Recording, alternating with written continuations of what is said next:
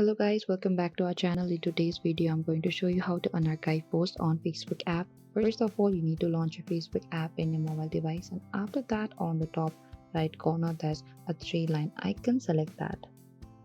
Over here what you have to do is scroll all the way to the bottom and select settings and privacy under the bottom, and over here select settings again. And what you have to do is scroll a bit down until you find your activity. Right over here we could see under your activity there's an activity log. Tap on the activity log, and when you reach to the activity log on the top we could see the archive. Select the archive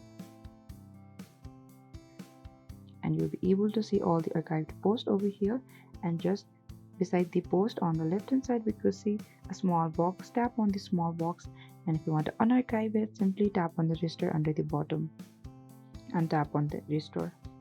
And this is it. This is how you can unarchive post on Facebook app. Thank you for watching this video. I hope I could help you. Do not forget to like, subscribe and hit the bell notifications icon for more upcoming uploads.